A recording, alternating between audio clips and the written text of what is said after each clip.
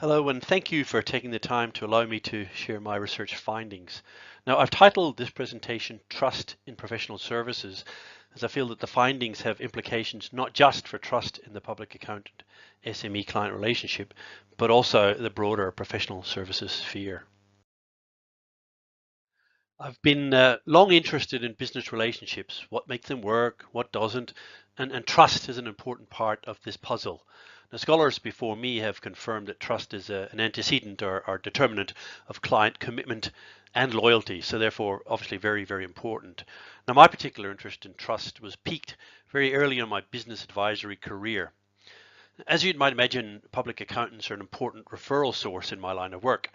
And in every instance, and at some point in my dealings with public accountants, I'm told that they are their client's most trusted advisor. Now, I've no reason to doubt this, but it did lead me to ask the questions: how is this trust defined? What are the antecedents or determinants of trust in the relationship between public accountants and their SME clients? Now, after a quick review of the literature, indicated that trust is under-researched in business relationships in general and in the public accountant SME client relationship in particular, I thought I'd need to do something about that, and voila, it turned into my, these simple inquiries turned into my doctorate. Okay, so our agenda for today. Now, to set the scene, I'll initially speak to the importance of public accountants and their SME clients in the Australian context, then move on to the previous academic and professional work in the area of trust, including definitions and models across a range of disciplines. And then this will lead me to my own work, where I survey in excess of 400 SMEs and report on the determinants of trust in this relationship. To the accountants in the audience, my intention here is to provide context for my work, not to teach you how to suck eggs. Now, okay, as an overall industry, there are in excess of 30,000 practices nationally, generating annual billings in the order of 17 billion. Now, the big four and second tier providers represent just a little less than 40% of the overall revenue.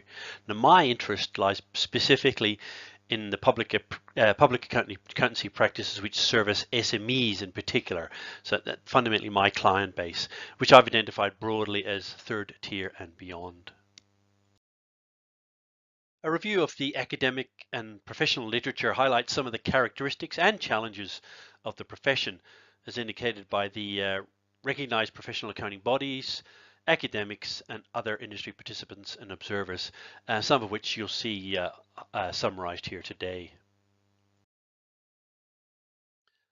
Now, as a consequence of my review of the industry and literature, I developed my own definition for the public accountant's role, obviously guided by the accounting accreditation bodies and obviously the industry challenges that were highlighted in the previous slide.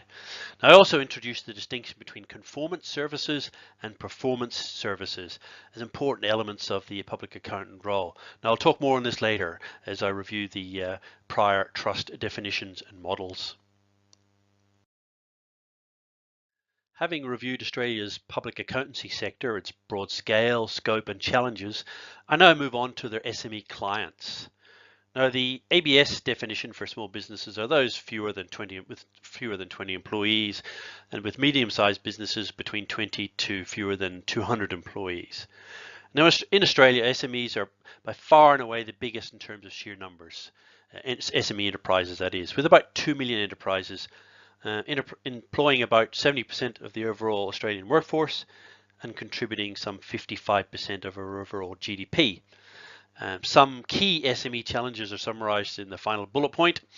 Now, having set the scene for the major players in my research, Australia's 30,000 public accountants who service Australia's 2 million SMEs, generating about 11 billion in fees to that group of clients, I'll now present my findings in relation to previous trust definitions and models across a range of disciplines.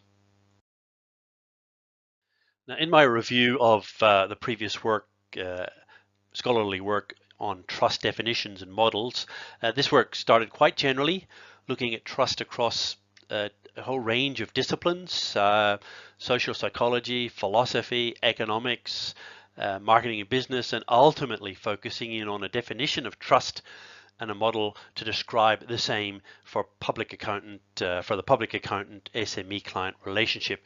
Some of the references along the way, again from the general up the top through to the particular down the bottom that I utilize for that process.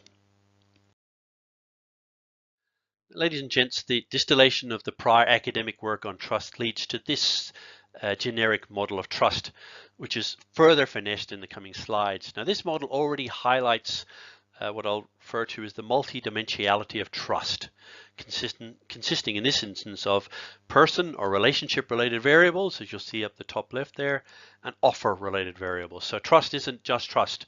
It's not unidimensional. It has more than one dimension. Delving a little deeper into previous academic work on trust reveals the determinants of trust remain largely unclear, certainly underexplored and under-researched. Now, given that the foundation requirement of trust in public accountants is well accepted by professional accounting bodies globally and generally, it's vital that we understand what contributes to building this trust and indeed what doesn't. My review of broader trust definitions and trust as it relates to business and professional service relationships highlights the importance of confidence, some acceptance of vulnerability, person and offer related variables, as well as conformance and performance elements of advice. Each of those is potential elements of trust within the public accountant SME client relationship. This leads to my trust definition as defined by the SME client. That is, the SME client's confidence that the public accountant will act proactively in their interests and not exploit their vulnerabilities. In terms of the I guess the key theoretical frameworks underpinning my work, the work that most guided my studies was that by Dyer and Chu, who assessed the determinants of trust in the automotive industry across the US, Japan, and Korea. Now, the Gooderum, Kirby and King, and Bennett and Robson works also shed further light on business and professional services trust, particularly from a European standpoint.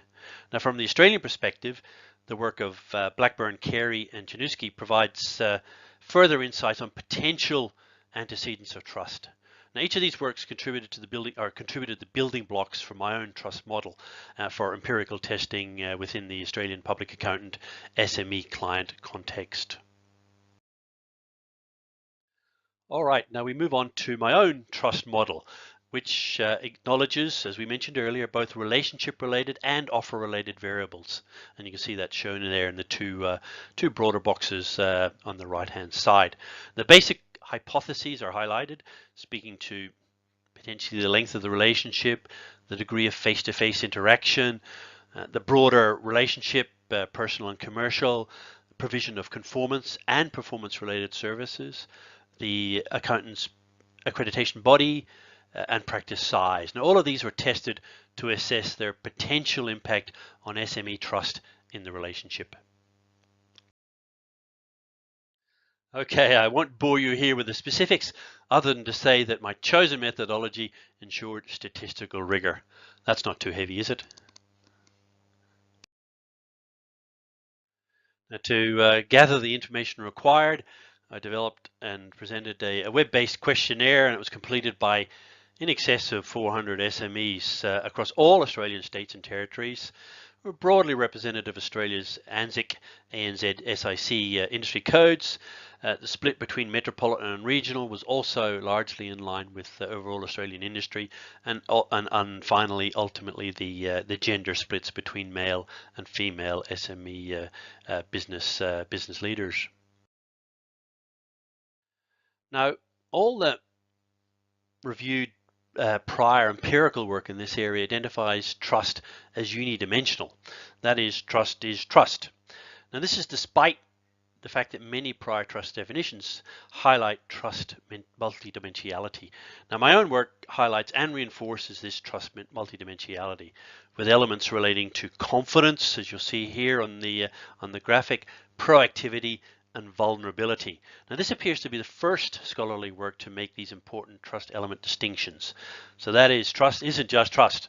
There are several elements that make up a definition of trust, and from my own work's perspective, you'll see each of those highlighted in Trust 1, Trust 2, and Trust 3. Okay, now let's move on to my findings, which I've split on the basis of relationship-related determinants on this slide and offer-related determinants on the following slide. Now I'm going to start with the elements which were not found to be significant determinants of trust. That is, those where the hypotheses were rejected, as these are also informative. Now, firstly, the length of the public accountant SME client relationship was not found to be a significant predictor of trust for any of the three models. So I guess what that's saying is that the longer the relationship does not necessarily mean the greater the trust, and certainly that's my findings. So now onto the predictors. Face-to-face interaction was found to be a predictor of trust in all three models, so confidence, vulnerability, and proactivity. Now, to me, the message here is pretty clear.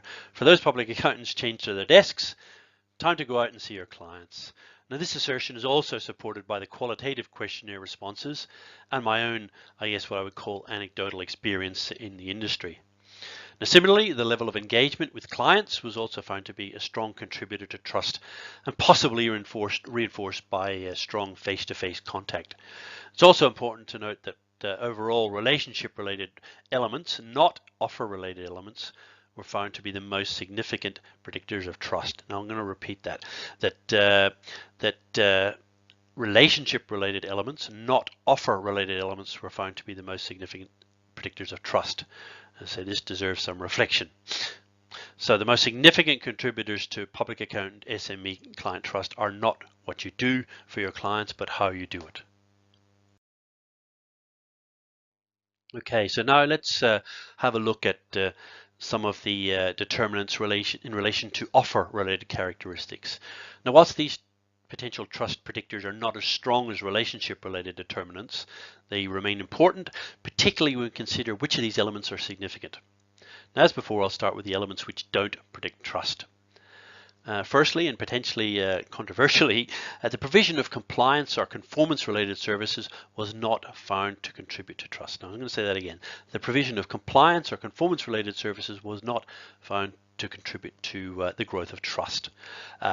Perhaps there's a threshold level that needs to be achieved, but beyond that, there's no real contribution to trust in the long haul. The size of the practice also had no bearing on trust. Now, the availability of advisory or non-compliance or non-conformance offerings did not contribute to trust either, but more on this soon. The Public Accountants Accreditation Body was only found to be significant for the vulnerability element of trust, and then only in a minor negative fashion. So again, I'll say that again. The Public Accountants Accreditation Body was only found to be significant for the vulnerability model of trust, and then only in a minor negative fashion. So what this says to me is that the accreditation body is generally not important to clients and only becomes so when potentially there's an issue with the relationship. Now, of the predictors of trust, the most significant offer-related variable is the client's confidence in the public accountant's advisory offering. That is performance, not conformance. So with trust, it's so much more than the tax return. And I think intuitively we all potentially knew that. But here this has been shown to be so empirically. Let's pull all this together. Now, this work can be considered in the first instance multidisciplinary and then therefore hopefully richer, drawing on client relationship and marketing disciplines and these related to the public accountancy sphere. In terms of outcomes, provided a working definition for the role of the public accountant, drawing on objectives from key accreditation bodies that's been developed and presented. Certainly a working trust definition has been developed, drawing on prior scholarly work in this area, and to provide a framework for the adage of the SME client as the accountant's most trusted advisor. It's not just saying it, but also providing a definition for saying. So as I say, it's easy enough to say, but what does it actually mean? And finally, the determinants of trust have been identified, with affective, that is friendship and relational factors, found to be the most significant. And performance-related services also a trust predictor, albeit to a lesser extent. In addition to the findings, which we've detailed in prior slides, I guess the two key offerings from this work include the definition for the role of public accountant, which I've detailed here, as Australia's public accountants provide clients with financial conformance and performance services, where financial conformance services speak to compliance-related activities, whereas financial performance services speak to the broader business advisory activities aimed at business improvement and growth. And then secondly, the definition for trust in this relationship between the public accountant and their SME client. Again, it's well and good for us all to say that we are our client's most trusted advisor, but how is that defined? And I guess as detailed previously, what are the determinants of that trust? So in terms of the definition, the SME client's confidence that the public accountant will act proactively in their interests and not exploit their vulnerabilities. So a good solid working definition of trust, highlighting the multidimensionality of that trust itself. So it's not one-dimensional.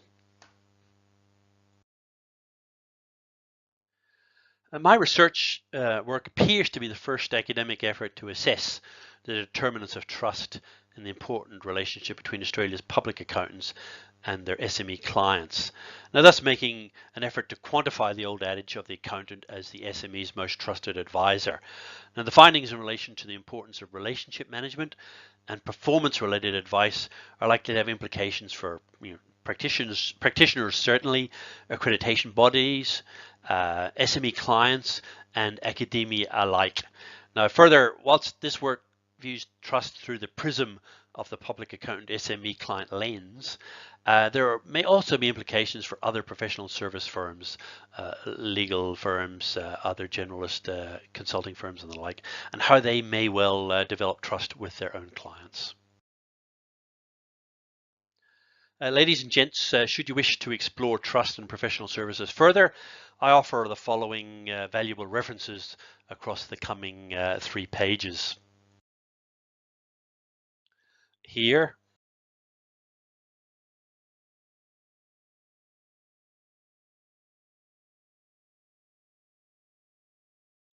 here,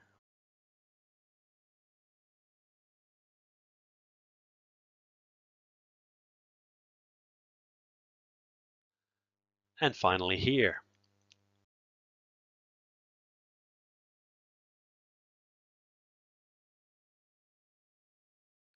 Or alternatively, feel free to reach out to me through any of the contact points on the bottom right hand of the slide, and I'll be happy to share more. Listen, thank you so much for your time today. I do look forward to your feedback, and thank you once again.